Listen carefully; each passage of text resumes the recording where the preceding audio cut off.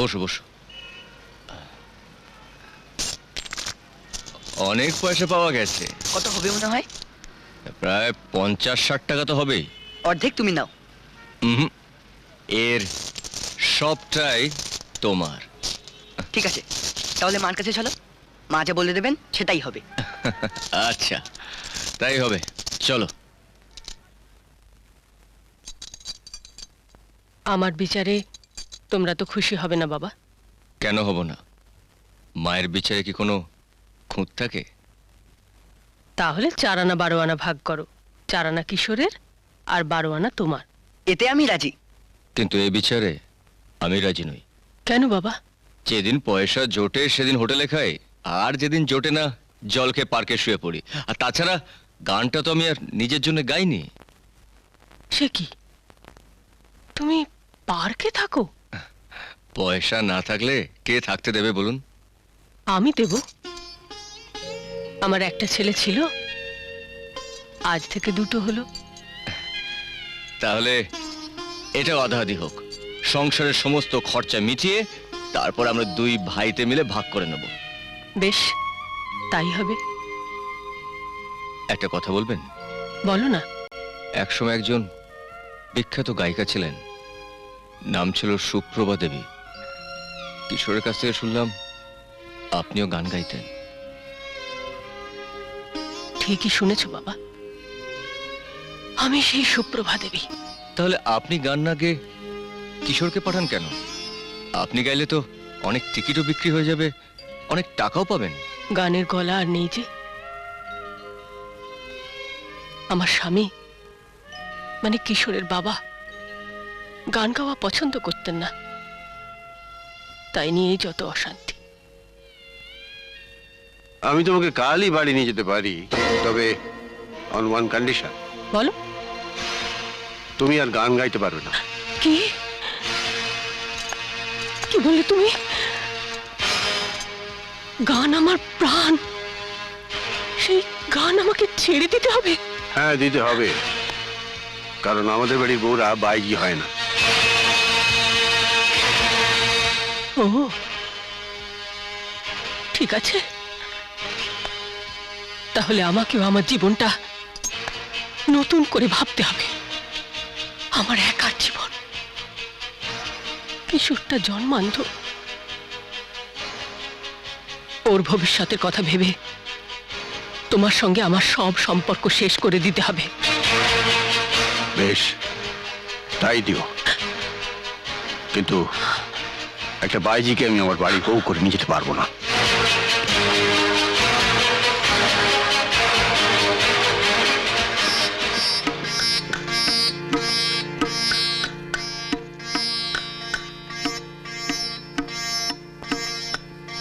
এই যে ভাই, পান আনতে কে গেল? ঠিক আছে, দেখছি। হ্যাঁ দেখো না। দিদি, এই যে পান। এনেছো, দাও।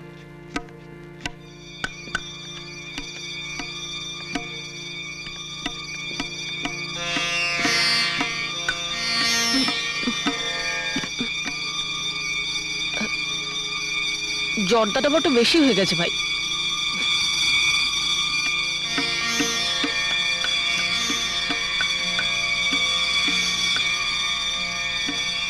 দিদি, আপনার নাম ঘোষণা করা হয়ে গেছে।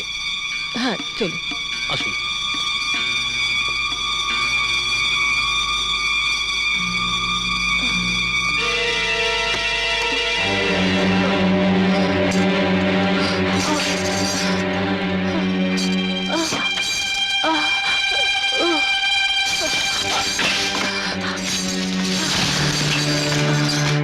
বড় দম্ভ করে বলেছিলে না আমাকে ছাড়বে, তবু গান ছাড়বে না।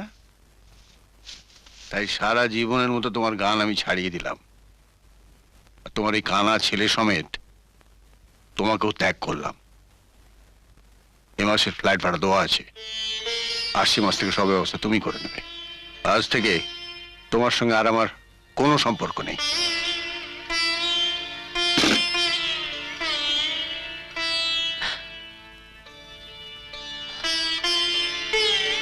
তারপর অকুলে ভাসলাম। গলা নেই, গান গাইতে পারবো না। কিশোর অন্ধ,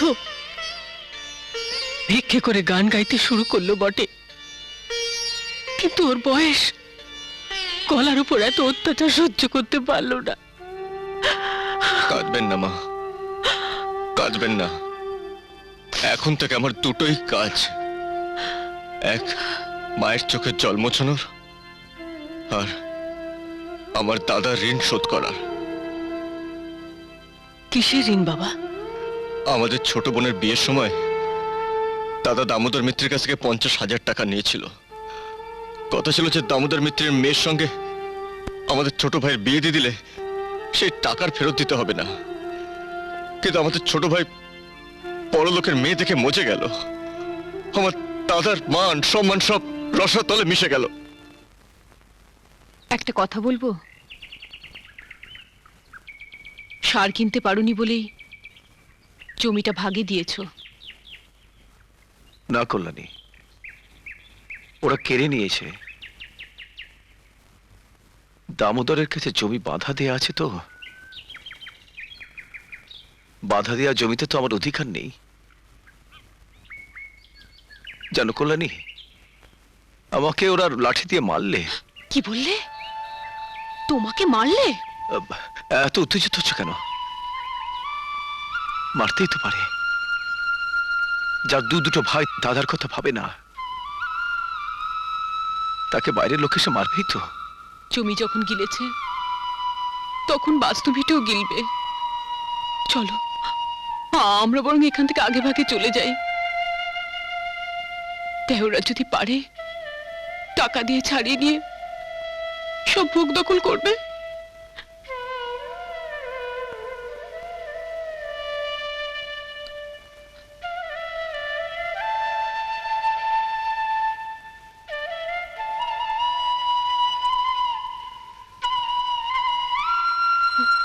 6 মাস হয়ে গেল, কোনো খবর নেই।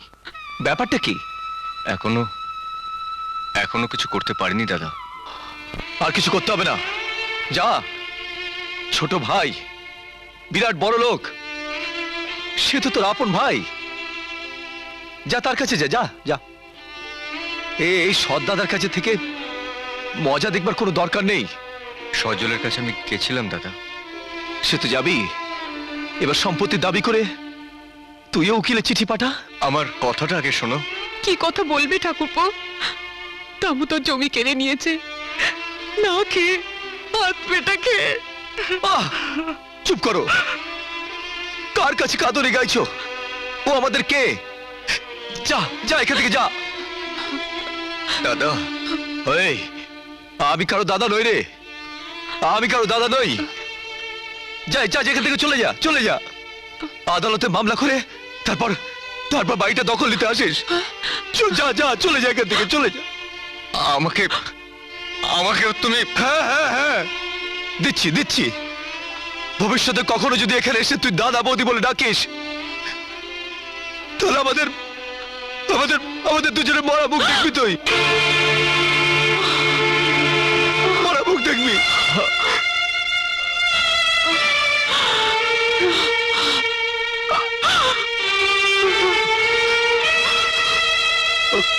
যাওয়ার আগে একটা প্রণাম করতে পারবো না?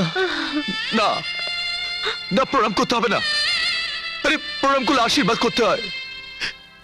আমি তোকে আশীর্বাদও করতে পারবো না, আর অভিশাপও দিতে পারবো না। যা যা যা যা।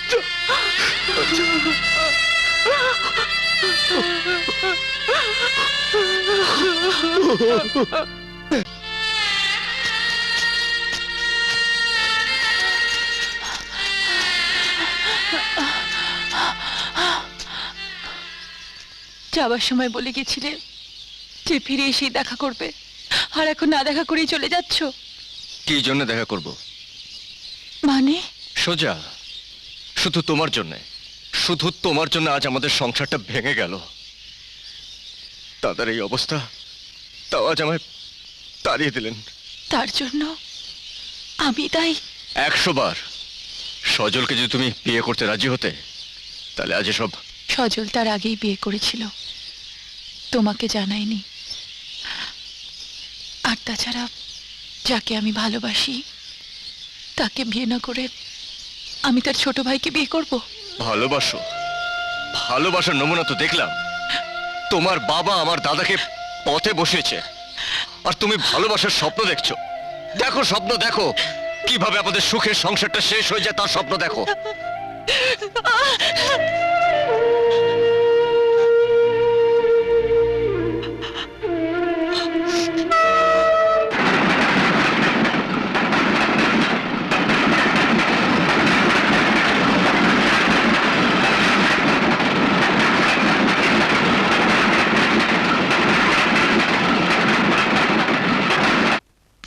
বুঝলে, একটা একটা করে কাঁটা সরছে। মেজো ভাইটা এসেছিল, অমল তাকেও তাড়িয়ে দিয়েছে। এক সপ্তাহ পরে ভিড়েটা আমার দখলে আসবে। না, আসবে না। যদি টাকাই তোমার সব হয় তাহলে মামলা করো। মা মেয়েতে মিলে এই ঘন্ট পাকাচ্ছ। হ্যাঁ, পাকাচ্ছি। মামলা করে যদি জমি দখল নিতে পারো তো নাও। আর যদি জোর করো তাহলে আমি গলায় দড়ি দেব। এভাবে তোমরা আমাকে ভয় দেখিও না, আমার মান সম্মানের প্রশ্ন জড়িয়ে আছে। যাদের তুমি উৎখাত করতে চাইছো বাবা, তাদেরও যে মান সম্মানের মধ্যে জড়িয়ে আছে।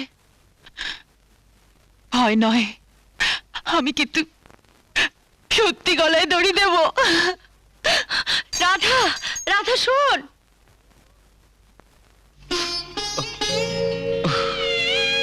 বড় দাদা তোমাদের থেকে কত বড়, অনেক দুঃখে হয়তো এইসব কথা বলেছেন।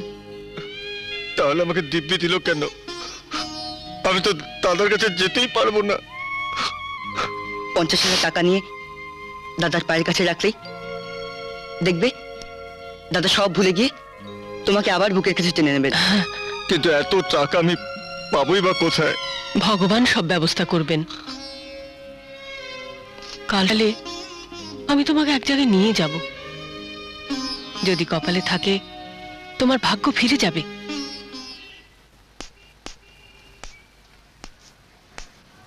আরে সুপ্রভাতী, আপনি আমার বাড়িতে? কি সৌভাগ্য আমার। থাক থাক। কতদিন পর দেখা হলো বলুন তো? হ্যাঁ, অনেক দিন হলো। আমি তখন অমিয় বাবুর অ্যাসিস্ট্যান্ট ছিলাম। তোমার কাছে একটা সাহায্য চাইতে এসেছি শঙ্কর। হ্যাঁ বলুন না। একে আমার আরেক ছেলেও ভাবতে পারো।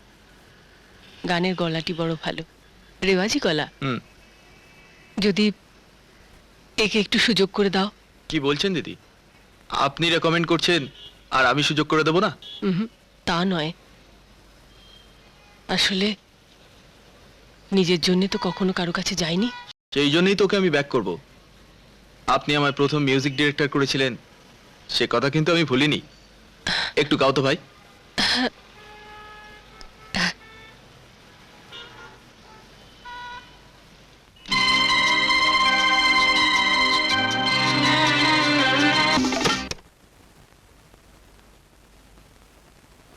মেজদার গান হচ্ছিল, বন্ধ করে দিলি যে?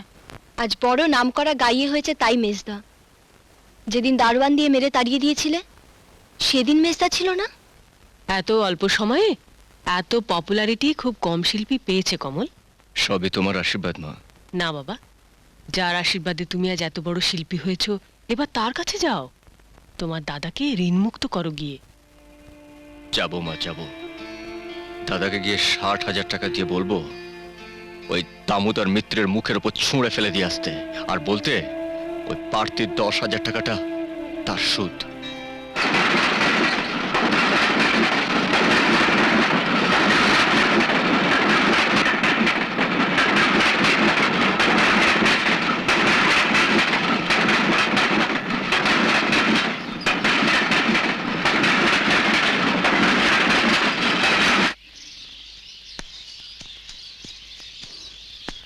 কমল নাকি হে? হ্যাঁ নগেন কাকা। একবারে সাহেব হয়ে গেছে দেখছি।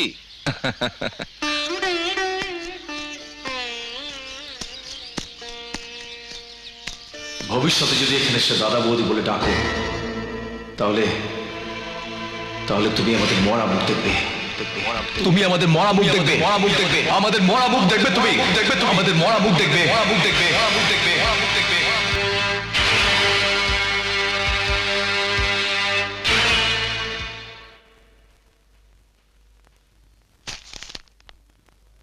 এই তো উপযুক্ত ভাইয়ের কাজ। বড় ভাইয়ের দেনা শোধ করা মানে তো পিতৃঋণ শোধ করা। তাহলে দলিল আর পর্চাগুলো? পারবো না, যার হাত থেকে নিয়েছি তাকেই ফেরত দিতে পারি। আর তেমন হলে টাকাটা তুমি ফেরত নিয়ে যেতে পারো। না না, টাকা ফেরত চাই না, টাকা সুদ সমেত পেয়েছেন তো? হ্যাঁ, পেয়েছি।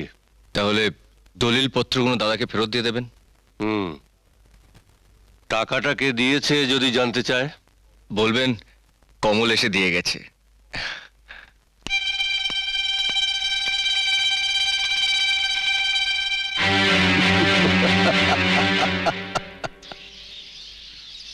অমল, অমল, কি ব্যাপার? কমল এসেছে। হ্যাঁ, হ্যাঁ, এই এই তুমি ঠিক দেখাছো? আমি বেটিক দেখবো হ্যাঁ? কেন? ও তো আমাকে কথা বললো। কমল, এই কল্যাণী, কল্যাণী, কল্যাণী, কল্যাণী, কমল এসেছে। কমল, এই বেশি করে ভাত করো। হ্যাঁ, আর অনেকদিন পর আজকে দুই ভাই একসঙ্গে ভাত খাবো। এই, কমল, কমল,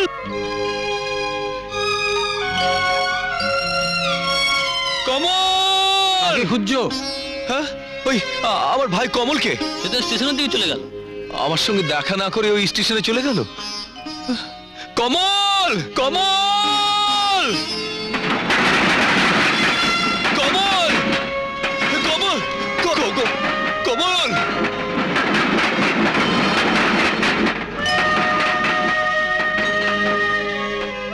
ফিরে আয় ভাই, ফিরে আয় ভাই।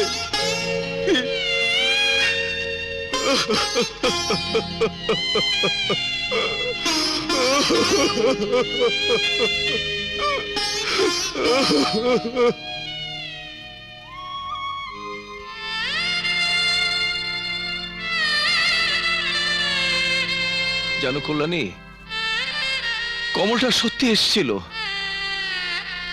ও তো ভাগা, আমার মুখের কথাটাই বড় হলো। আরে আমি ওর দাদা, একবারটি দেখা করে যেতে পারলো না। ঠিকই করেছে, ভালো করেছে।